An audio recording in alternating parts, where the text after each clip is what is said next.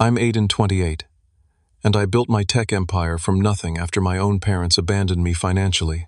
They claimed they couldn't spare $600 for my rent during college, yet somehow found $22,000 to bail out my brother's credit card disaster.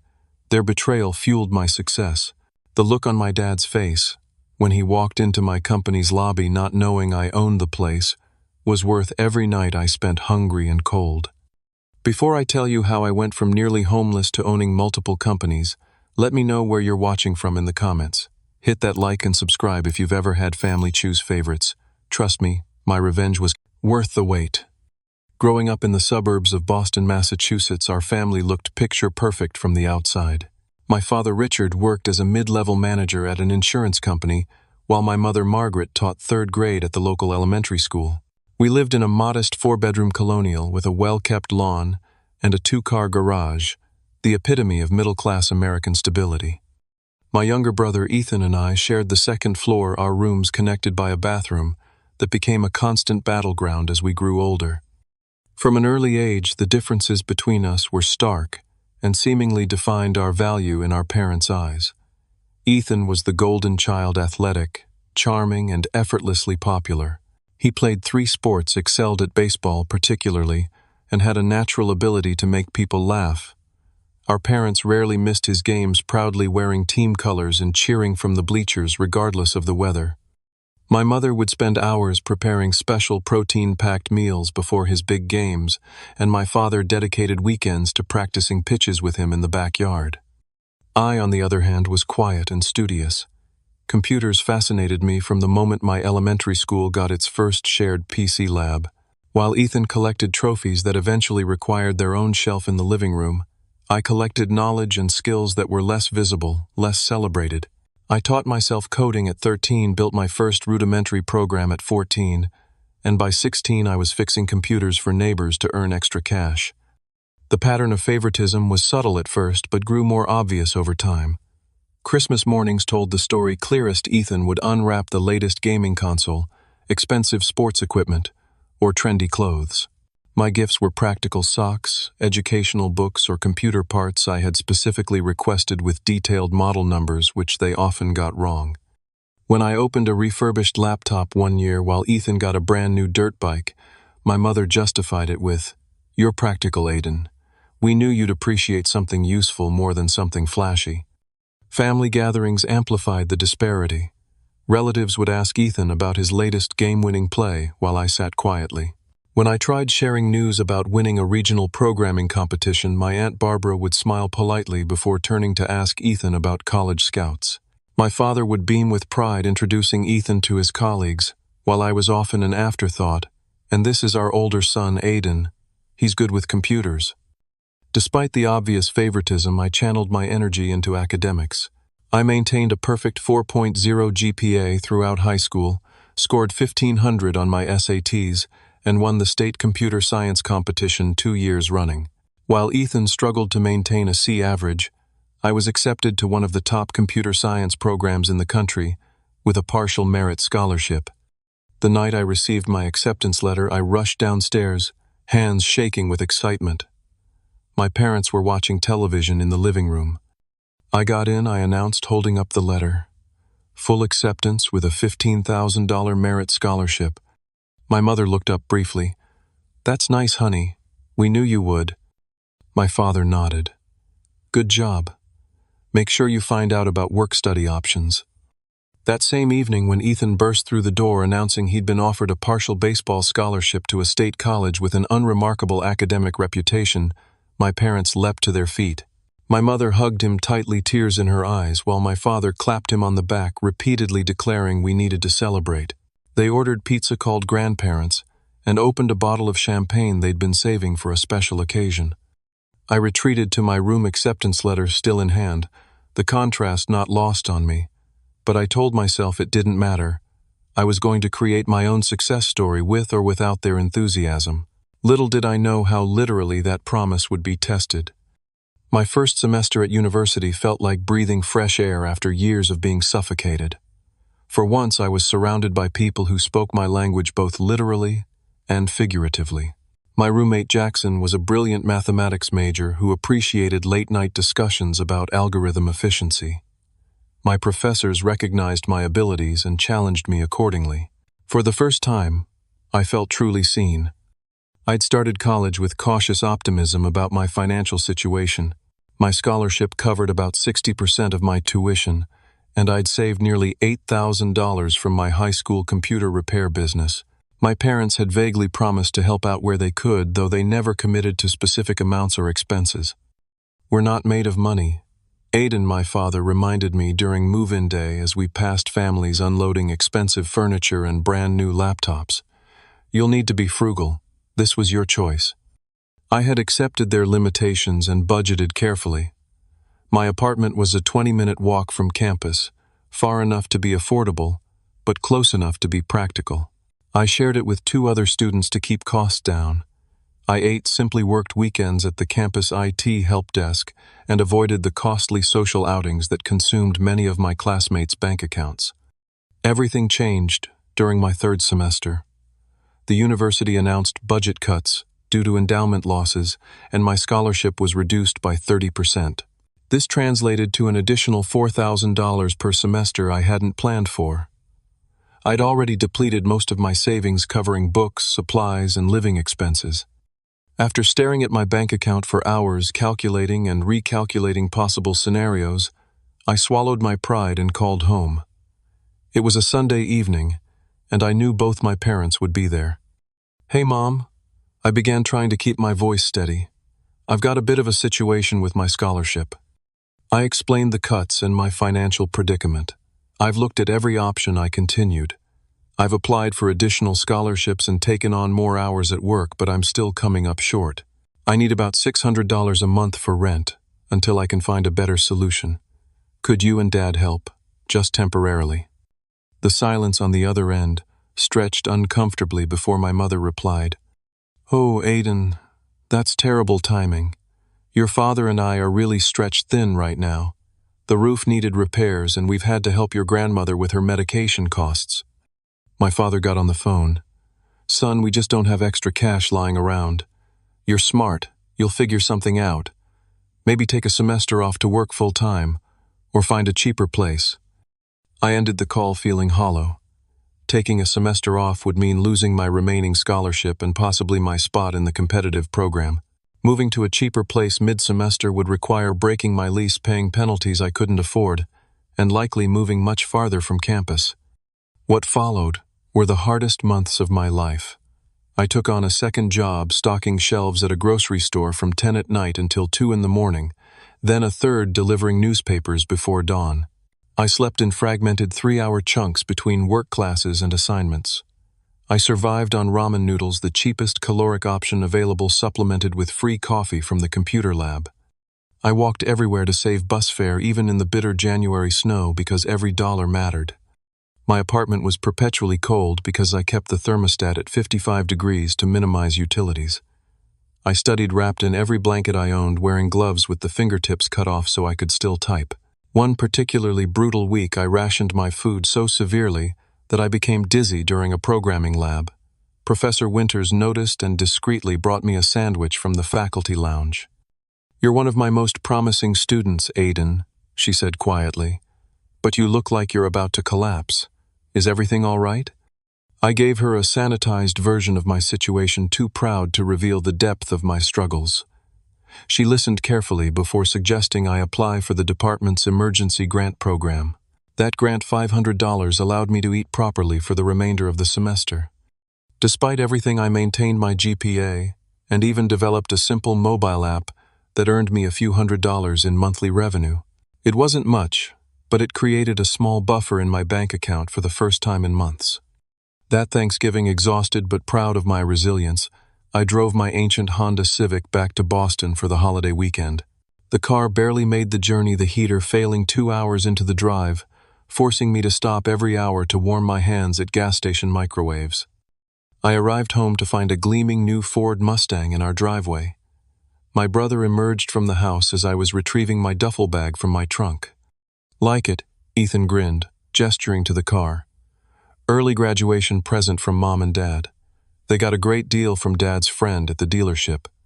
I stared at the vehicle, its metallic paint reflecting the afternoon sun, trying to process how my parents could afford a $30,000 car while claiming they couldn't spare $600 a month to keep me housed.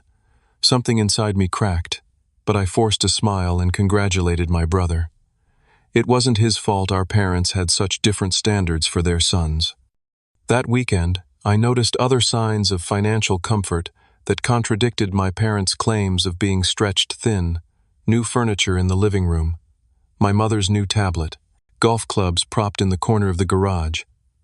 Each observation was another small cut to my already wounded trust. By my senior year, I had achieved a fragile stability. My app was generating enough revenue to cover basic necessities, and I'd secured a prestigious internship that paid well and promised excellent references for future job searches. I was exhausted, but managing, and the finish line was finally in sight. I had largely accepted my parents' inability or unwillingness to help me financially, filing it away as a painful reality, but not one I could change. Christmas break arrived with a heavy snowstorm that nearly prevented my drive home. The thought wasn't entirely unwelcome. Part of me would have preferred staying in my apartment coding in peaceful solitude rather than navigating the emotional minefield of family gatherings. But some stubborn part of me still craved that normal family Christmas experience, still hoped for genuine connection with the people who had raised me. The house was decked in holiday decorations when I arrived, a fire crackling in the fireplace, and the scent of my mother's sugar cookies filling the air. Ethan had arrived the day before, having dropped out of college. After 3 unsuccessful years despite his scholarship, he was finding himself, which seemed to involve sleeping until noon, and playing video games for hours on end. My parents appeared to accept this phase with patient indulgence. My first night home, I woke around midnight, thirsty after the long drive. As I approached the kitchen, I heard my parents' voices in heated discussion. I paused in the hallway, not intending to eavesdrop, until I heard my name. "We can't tell Aiden about this," my mother was saying. "You know how he gets about money, always keeping track of every penny. He'd never understand." "I don't like hiding things from him," my father replied. "But you're right. He's always been so independent, so responsible. Ethan needs this help more than Aiden ever has." $22,000, Richard. It's a fortune. If we hadn't taken that equity line on the house. I froze, my body suddenly cold despite the house's warmth. The credit card companies were threatening legal action, Margaret. What choice did we have? Ethan made mistakes, but he deserves a fresh start. The financial counselor said clearing his debt was the only way forward.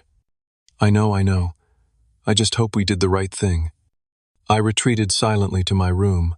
My thirst, forgotten as a different kind of hunger, consumed me, the need for answers, for justification, for some explanation that could make sense of this revelation.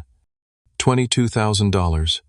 The sum reverberated in my mind as I lay sleepless.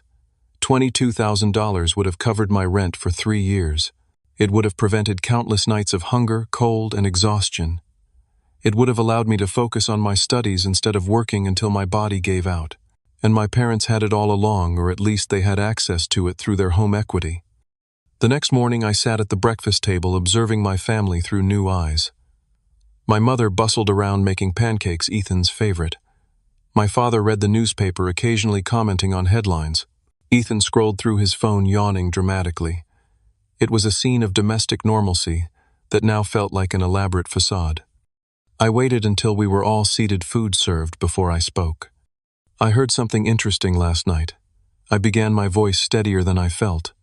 "Something about $22,000. The kitchen went silent. My father's newspaper lowered slowly. My mother's fork clattered against her plate. Ethan looked confused, glancing between our parents. "You weren't meant to hear that," my father finally said. "Clearly not. But I did. You paid off Ethan's credit card debt. $22,000 worth." My mother's expression hardened slightly. "Aiden, you don't understand the whole situation. Your brother made some mistakes, but he needs a fresh start. The debt was crushing him."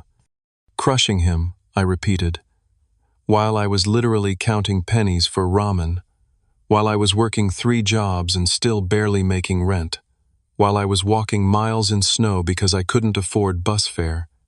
"That's different," my father interjected. "You've always been responsible. You've always figured things out. So, I'm punished for being responsible." Ethan racks up massive debt on frivolous purchases, and he gets a clean slate. My mother reached across the table. "Honey, you're the smart one. You've always been self-sufficient. We knew you'd be fine." "Fine." My voice cracked. I almost dropped out because I couldn't afford to live. "I've been hungry, cold, exhausted for years while you've been bailing Ethan out. And you had the audacity to tell me you were stretched thin when I asked for $600 a month. $600. Ethan shifted uncomfortably.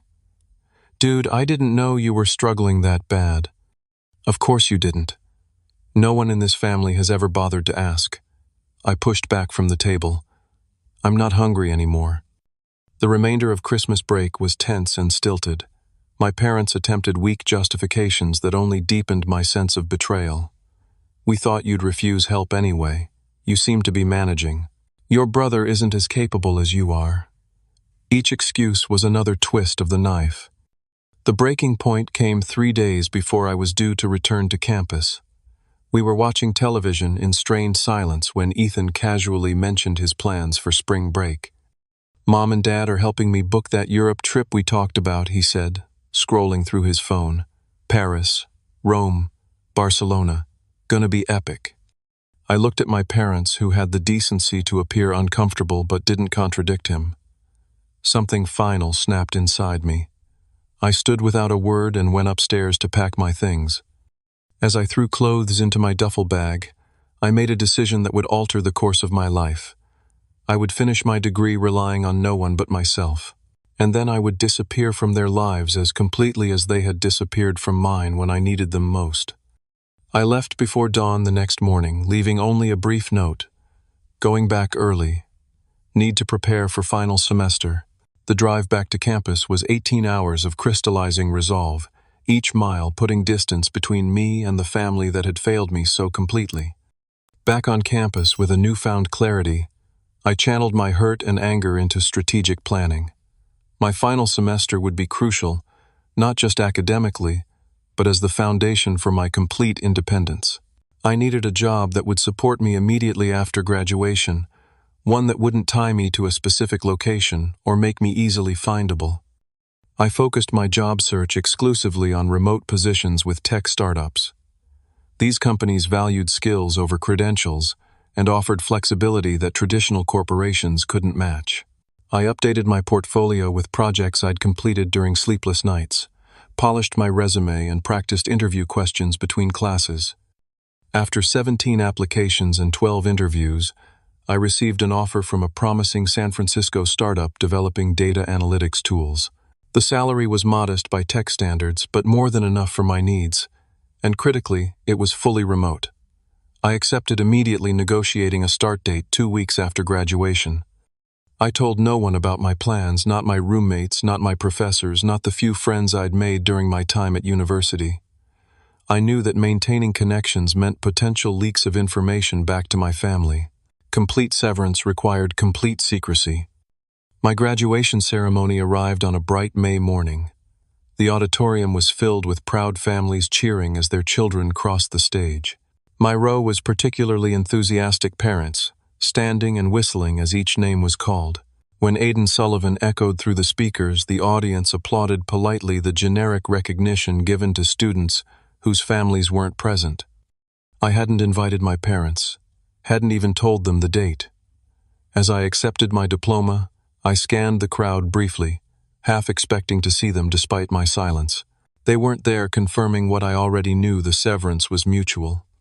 After the ceremony, I returned to my apartment for the last time. I had already sorted my possessions into 3 categories: necessities to keep, items to sell, and things to donate. My life fit into 4 boxes and 2 suitcases, a minimalist existence born of necessity, and now embraced by choice. I made my final rental payment, cleaned the apartment meticulously to ensure the return of my security deposit, and loaded everything into my car. Before leaving town, I completed my digital disappearance, changing my phone number, creating a new email address that bore no resemblance to my previous one, and deactivating all social media accounts. I opened a new bank account at a national chain, transferring my modest savings and closing my university area account. My destination was Pittsburgh, Pennsylvania, a city reinventing itself as a tech hub with a cost of living low enough to stretch my entry-level salary. I had researched neighborhoods, carefully selecting a small but secure apartment in a converted factory building. The exposed brick and industrial windows appealed to my practical aesthetic, and the building's secure entry system provided peace of mind. Those first months of self-imposed isolation were among the most challenging and most productive of my life. I worked my regular hours for the startup, quickly proving my value as I resolved persistent bugs and optimized systems that had troubled more experienced developers. Evenings and weekends were devoted to my own project, a proprietary software designed to automate content analysis for marketing teams. Human connection was scarce. I spoke with colleagues through Slack and occasional video calls but maintained professional distance. My neighbors nodded in hallways but respected the privacy that seemed to emanate from me like a force field. I ate alone, worked alone, slept alone, building a fortress of solitude that protected me from further hurt but also prevented healing. 3 months after my disappearance, my mother attempted contact. Somehow she had obtained my work email, likely through the university alumni office. Her message was brief. "Aiden, we haven't heard from you since you left. Please let us know you're okay. Love, Mom." I stared at it for 20 minutes before archiving it without reply. The word love felt like a foreign language I no longer understood. As my first year of self-imposed exile progressed, my financial situation improved steadily. I lived frugally out of habit, investing most of my income back into development tools for my side project. My bank account grew first to 5 figures, then approaching 6, a cushion of security I had never known before. Gradually, I allowed a few selective connections. A colleague named Marcus invited me to a weekend hackathon, and something about his straightforward manner broke through my defenses. We became tentative friends, occasionally meeting for coffee to discuss coding challenges or industry trends. Through him, I met Teresa, a brilliant UI designer whose perspective complemented my technical focus. These small openings in my emotional armor coincided with my first recognition that isolation had taken a psychological toll. I began waking at 3 in the morning, heart racing with undefined anxiety. Memories of family holidays would ambush me in grocery stores or laundromats, leaving me momentarily paralyzed. After one particularly bad week of insomnia, I found a therapist who specialized in family estrangement. Dr. Catherine Chen never pressured me to reconcile with my family or to forgive before I was ready. Instead, she helped me untangle the complex web of love, betrayal, anger, and grief that defined my relationship with my parents and brother. Healing doesn't require reconnection, she told me during one pivotal session, but it does require reconnecting with parts of yourself that were damaged by their actions. By my second year of independence, my side project had evolved into a viable product. I filed patents, incorporated a small business, and began approaching potential clients. My first sale to a mid-sized marketing firm in Chicago validated both my technical vision and business model. The second and third sales followed quickly, creating enough revenue for me to consider leaving my steady job. I submitted my resignation with mixed emotions. The startup had been my lifeline when I needed it most, but my creation demanded my full attention. My supervisor tried to keep me with promises of promotion and equity, but my decision was made. For the first time in my life, I was completely self-determining, answerable to no one. That night, sitting in my apartment, surrounded by the gentle glow of computer monitors, I allowed myself a moment of pride. From the desperate college student counting pennies for ramen, I had transformed into a business owner with growing success and unlimited potential. The fortress I had built to protect myself was becoming a launchpad instead. 2 years after graduation, with my first company generating stable revenue, I made the decision to expand operations. My content analysis software had found its market niche, attracting clients ranging from small marketing agencies to multinational corporations.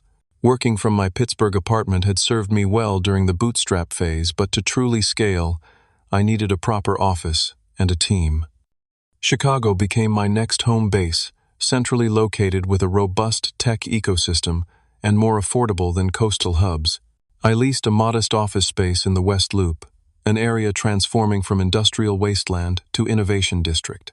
With careful planning and rigorous interviewing, I assembled a core team of 8 developers, designers, and sales specialists who shared my vision for data-driven content optimization. The company, which I named Clearview Analytics, grew faster than even my optimistic projections.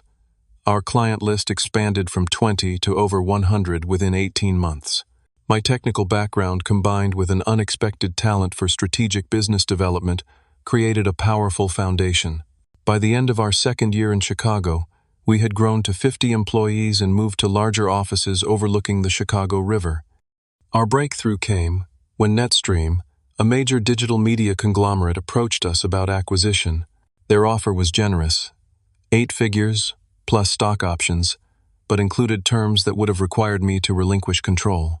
Instead of accepting outright, I negotiated a partial acquisition that allowed NetStream to license our technology while I retained majority ownership and operational control. This hybrid arrangement provided capital infusion without sacrificing autonomy. With newfound resources, I launched my second venture, a cloud security platform called Fortress Protocol. Cybersecurity had always fascinated me, and my analysis of market trends suggested growing demand for solutions that protected customer data without sacrificing performance. I hired specialists from leading security firms offering equity stakes that aligned their interests with the company's success. Fortress Protocol secured its first major client, a healthcare system with stringent privacy requirements, 6 months after launch. Others followed as our reputation for both security and system efficiency spread through industry channels. We formed strategic partnerships with larger tech companies, becoming their preferred security solution for sensitive implementations. My personal profile remained intentionally low during this period of expansion. I declined speaking engagements, avoided industry networking events when possible, and delegated media interactions to our communications director. When Technology Innovator magazine requested an interview for their Founders to Watch feature, I agreed only if they would use my first name only and no photographs. The resulting article described me as the enigmatic Aiden, whose brilliance is matched only by his reclusiveness. This partial anonymity served both personal and professional purposes. It protected me from potential family contact while creating an aura of mystery that ironically increased interest in my companies. Potential investors and partners were intrigued by the founder who let his work speak for itself rather than seeking the spotlight. My personal wealth grew exponentially as both companies thrived. I purchased a penthouse condominium in Chicago's Gold Coast neighborhood, a glass and steel sanctuary with panoramic lake views. The space was minimalist but luxurious, featuring smart home technology I had customized myself and an office setup that rivaled most corporate headquarters. Despite financial success, I lived relatively modestly compared to other tech entrepreneurs at my level. I drove a high-end electric vehicle, but not an ostentatious sports car. I dined at excellent restaurants, but avoided the scene-making establishments favored by those seeking to be noticed. My few indulgences were technological: the latest development tools, custom-built computers, and prototype devices from emerging tech companies. 5 years after my graduation and disappearance, I had transformed from struggling student to multimillionaire. I had ownership stakes in dozens of companies across the country, having expanded my investment portfolio to include promising startups in fields ranging from biotechnology to sustainable energy. My holding company, Sullivan Innovations, had become a respected name in venture capital circles, known for thorough due diligence and founder-friendly terms. Throughout this period of extraordinary growth, I maintained my digital fortress. My public information was limited to what was legally required for business operations. I used different email addresses for different purposes, changed phone numbers regularly, and employed a private mail service to handle correspondence. I had no active social media presence under my real name and used secure messaging platforms for all sensitive communications. This carefully constructed barrier between my present success and past hurt remained intact until a business opportunity arose that would test its foundations. A mid-sized IT services company based in my hometown of Boston was struggling financially despite solid technical offerings. Their client list included several municipal governments and educational institutions, stable contracts that could provide recurring revenue with proper management. Most investment groups would have restructured the company, aggressively cutting staff and services to improve short-term profitability. I saw a different path, one that honored the company's 30-year legacy, while modernizing its operations and expanding its capabilities. I made an offer through Sullivan Innovations, deliberately maintaining the existing company name, Bradford Technology Services, and retaining most staff. The acquisition closed quietly with minimal publicity, beyond required financial disclosures. I installed a trusted lieutenant as on-site manager, while monitoring operations remotely. For 8 months, this arrangement worked perfectly, with Bradford's performance improving steadily under new leadership. Then came the quarterly review that would require my personal presence.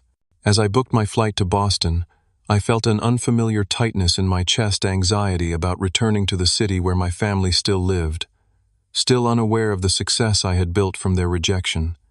The Bradford Technology Services building stood on the outskirts of Boston's financial district, a modest 12-story structure with a recently renovated lobby. I arrived early for my scheduled meetings, wanting to observe operations without the formality of an announced visit.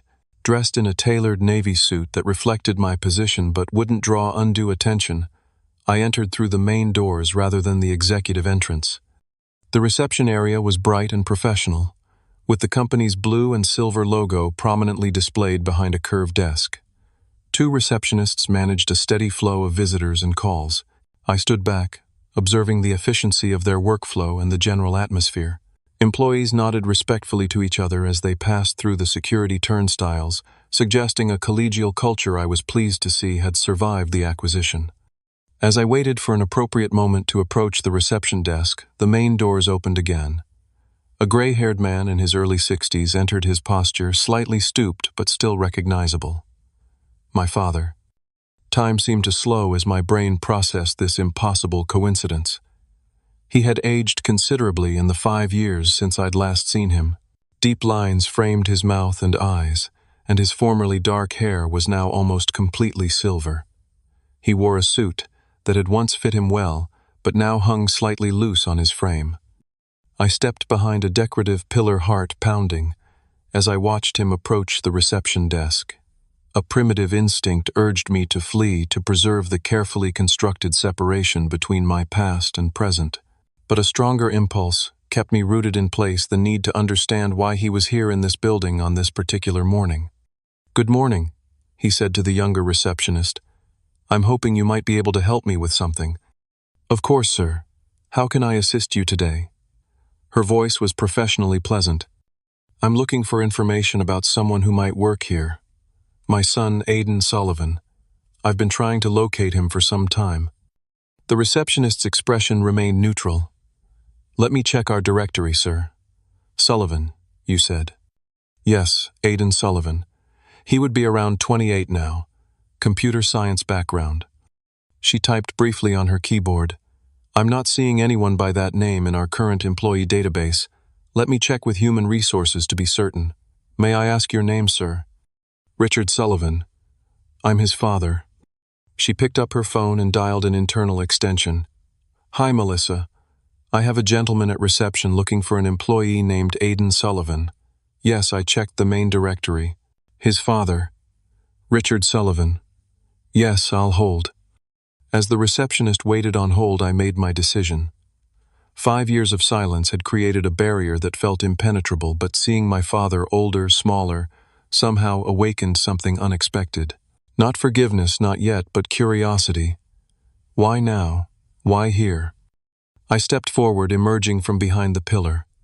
"That won't be necessary," I said to the receptionist, who looked up in surprise. "I can handle this." My father turned at the sound of my voice, his expression shifting from confusion to shock as recognition dawned. "Aiden." His voice cracked slightly. "Is that really you?" We stood facing each other in the lobby, where neither of us had expected to meet. I was acutely aware of how much had changed, not just his aging, but my transformation. I stood taller now, carried myself with the confidence of success, rather than the defensive posture of someone expecting disappointment. "Hello, Dad," I said, my voice steadier than I felt.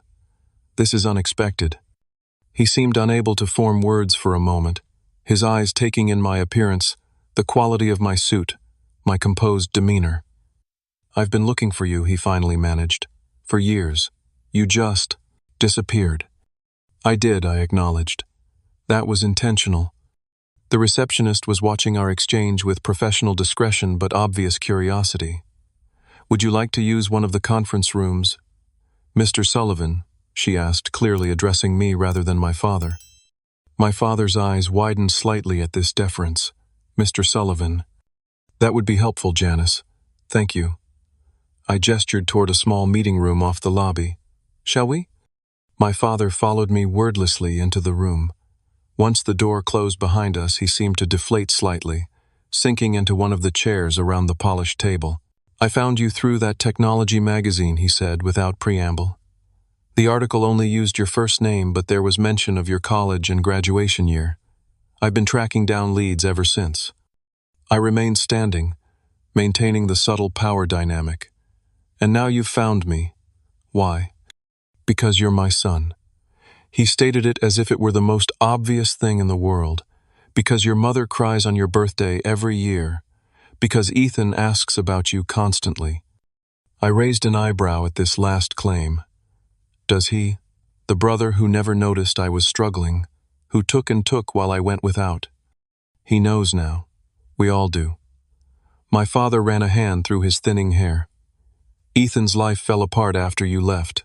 The car got repossessed. He couldn't hold a job. The money we gave him, it didn't help in the end. It just delayed the inevitable." "And that's supposed to make me feel better?" I asked quietly. "Number, it's just the truth." He looked up at me. "You seem to be doing well. Very well." I allowed myself a small, tight smile. "I am. No thanks to the support I didn't receive." My father glanced around the conference room, its expensive furnishings and technology, suggesting corporate success. "So you work here. You've done well for yourself in IT." The moment had arrived, the revelation I had never planned but now seemed inevitable. "I don't work here, Dad. I own this company, along with several others." The color drained from his face. "You own Bradford Technology, but they've been around for decades. I acquired it 8 months ago. It's one of the smaller companies in my portfolio." He stared at me, visibly processing this information. "My God, Aiden, how is that possible? You're only 28. 28 with 5 years of working every waking hour. 5 years of building something while expecting nothing from anyone else." I finally sat down across from him. 5 years of complete self-reliance, the skill you and Mom inadvertently taught me when you decided I wasn't worth supporting. My father flinched. "We made mistakes. Terrible mistakes that we've regretted every day since you left." "Regret doesn't change the past," I said. "It doesn't erase the nights I went hungry or the winters I spent cold. It doesn't undo the favoritism or the lies about being stretched thin while you found $22,000 for Ethan." "No, it doesn't," he agreed, his voice barely audible. "Nothing can change that. But family is still family, Aiden. We want to make amends. We want you back in our lives." I studied him for a long moment, noting the tremble in his hands, the genuine pain in his eyes. Part of me, the wounded college student who had been abandoned when he needed help, most wanted to dismiss him coldly, to have security escort him from the building. It would be a fitting symmetry to the rejection I had experienced. But the man I had become recognized that such an action would only continue the cycle of hurt. It wouldn't heal anything, not for him and certainly not for me. "I need to get to my meetings," I said finally. "I'm here to review quarterly operations." Hope flickered briefly in his eyes. "Could we talk later, maybe dinner? Your mother would?" "Not today," I interrupted. "I'm not ready for that. I need time to process this." He nodded, accepting this boundary. "Can I give you my number? A way to reach me, when if you're ready?" I hesitated, then took out my phone and created a new contact. He recited his number, which I noted had changed since I'd last known it. As we stood to leave, he made a motion as if to embrace me. then stopped himself, respecting the invisible barrier between us. "You look good, son," he said simply. "Successful, strong." "I am both of those things," I replied. I made sure of it. I called the head of security from the conference room phone and asked him to escort my father out. As they left, I watched through the glass wall as my father walked away, his shoulders slightly more squared than when he had arrived, as if some burden had been fractionally lightened. I remained in the conference room alone, my carefully planned quarterly review forgotten, as I absorbed the seismic shift that had just occurred in my meticulously constructed life. In the weeks following the unexpected encounter with my father, I found myself in an unsettled state I hadn't experienced since my early days of independence. The satisfaction I had initially felt seeing my father's shock at my success, revealing my ownership of the company he had approached as a supplicant, faded quickly, leaving a hollow space I couldn't quite identify. My executive assistant noticed my distraction during meetings. My Chicago team commented on my unusual silence during video conferences. Even Marcus, who had become my closest friend, remarked on my altered demeanor when we met for our regular chess match at my penthouse. "You've been somewhere else for weeks," he observed, capturing my bishop with a precise move I should have anticipated. "Whatever it is, it's affecting your game, and knowing you probably your sleep too." I shared the bare outlines of the encounter, expecting the validation of my righteous distance that most friends offer in such situations. Instead, Marcus surprised me with his response. 5 years is a long time to carry anger, Aiden. Not saying it isn't justified at Island, but at some point you have to ask yourself who that anger is serving now. His words echoed in my mind during the 3 a.m. wakefulness that had indeed returned to my nights. Who was my continued estrangement serving the empire I had built initially, fueled by the need to prove my worth, had become self-sustaining. My success was undeniable, visible in concrete forms from corporate balance sheets to my penthouse view. The point had been made whether my family acknowledged it or not. During my next session with Dr. Franklin, who had replaced Dr. Chen when I moved to Chicago, I explored these conflicted feelings. "It sounds like you expected the confrontation to be more satisfying than it was," she observed. "Why do you think that is?" "Because nothing changed," I replied after consideration. "He's still the father who chose my brother over me. I'm still the son who had to fend for himself. All my success doesn't alter that fundamental betrayal." "True," she agreed. "But perhaps what needs to change isn't the past, but how you carry it forward." 2 days later, a letter arrived at my private mail service, handwritten on heavy stationery, my name and the address of my holding company carefully printed on the envelope. My father had found a way to reach me again. I almost discarded it unopened, but found myself breaking the seal, instead extracting 3 densely written pages. "Dear Aiden asterisk. I've started this letter a dozen times since seeing you at Bradford Technologies. Each attempt felt inadequate to address the magnitude of our failures as your parents and the depth of hurt we caused. Let me begin with the clearest truth. We were wrong. Fundamentally, inexcusably wrong in how we treated you compared to your brother. There is no justification that makes it acceptable, no explanation that undoes the harm. We told ourselves stories that seemed to make sense at the time, that you were self-sufficient, that you didn't need our help the way Ethan did, that your intelligence would ensure your success regardless of obstacles. These were comfortable fictions that allowed us to direct our resources toward your brother without confronting our own favoritism. When you asked for help with rent, we had the means to assist you. We chose not to. When we paid off Ethan's debt, we had the opportunity to reflect on our disparate treatment of our sons. We chose not to. These were active choices that reflected deeply flawed priorities, not the financial limitations we claimed. Seeing you at Bradford successful beyond anything we could have imagined, I felt immense pride alongside crushing shame. Pride in what you've accomplished through your own brilliance and determination.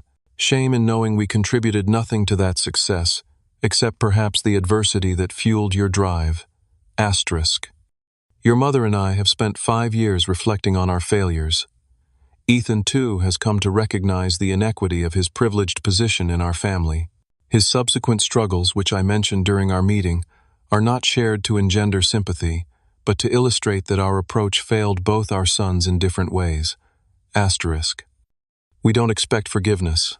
We haven't earned it. But we hope for the possibility of building something new, not a restoration of what was, which was fundamentally flawed, but perhaps a more honest relationship based on who we all are now. Asterisk. If you're willing, we would welcome any form of contact you might consider. A call, an email, another meeting on your terms and timeline. Asterisk. With deepest regret and enduring love, asterisk, Dad. I read the letter 3 times, searching for the defensive justifications or subtle manipulations I expected. Finding none, I was left with the uncomfortable recognition of its apparent sincerity. My curiosity about my family's current circumstances led me to do something I had avoided for 5 years. I researched them. Through public records and social media, I pieced together the outline of their lives since my departure. My parents still lived in the same house, though property records showed they had refinanced twice, suggesting financial strain. My father had retired earlier than planned from his insurance company position. My mother continued teaching but had reduced to part-time hours. Ethan's digital footprint showed a series of short-term jobs, a brief marriage that ended in divorce, and a recent return to community college. Their apparent financial struggles triggered a complex emotion I hadn't anticipated: concern. Despite everything, some primal connection remained, some vestigial sense of family that 5 years of determined independence hadn't completely severed. After 2 weeks of deliberation, I sent a brief email to the address my father had included in his letter, suggesting coffee at a neutral location, a cafe near the Boston Public Garden. I specified a time 3 weeks in the future, giving myself the option to reconsider. The morning of our scheduled meeting, I dressed carefully in casual clothes rather than my usual business attire: jeans and a sweater that revealed nothing about my financial status. I arrived early, selecting a corner table that offered privacy while allowing me to observe the entrance. My parents arrived together 5 minutes before the appointed time. They moved more slowly than I remembered, my mother leaning slightly on my father's arm as they navigated between tables. They hadn't seen me yet, and I had a moment to observe them unnoticed.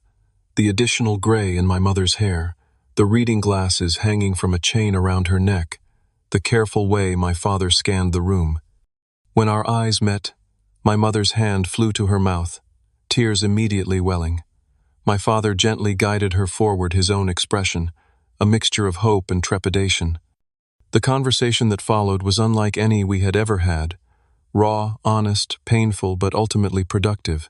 They acknowledged the favoritism that had defined our family dynamic, offered no excuses for their failures, and expressed genuine remorse that seemed to go beyond guilt to true understanding of the harm caused.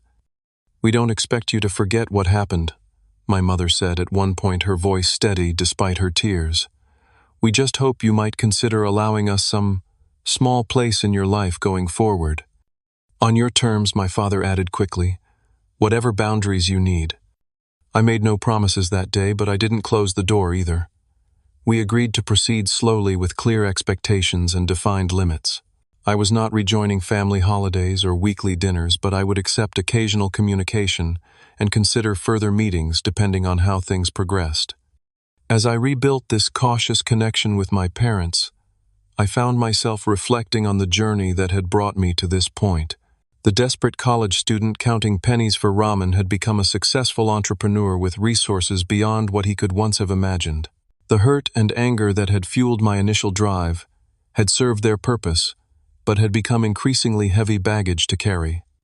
6 months after that first coffee meeting, I established the Sullivan Opportunity Fund, a scholarship program specifically designed for students facing financial hardship during their education.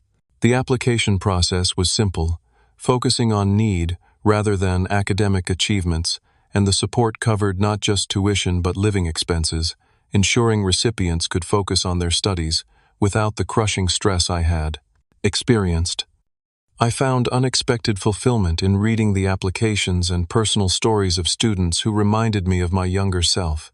Each quarter, I personally notified the selected recipients, remembering the relief I had felt when Professor Winters had secured that emergency grant for me years earlier. My relationship with my family continued to evolve cautiously. We established a monthly video call, structured and time-limited at first, gradually becoming more natural. I met with Ethan separately, finding him humbled by his experiences and genuinely regretful of his role in our family's dysfunction. I was oblivious, he admitted during our first meeting. I took everything for granted while you struggled. I'm sorry, man. Truly sorry. The following Christmas, 6 years after I had walked away from my family, I accepted an invitation to dinner at my parents' home. It was neither the strained performance of my childhood nor a magical restoration of what had never truly existed. Instead, it was something new, tentative, imperfect, but honest. Throughout this gradual reconnection, I maintained the boundaries that protected my well-being. I shared selective information about my business success, but kept many details private.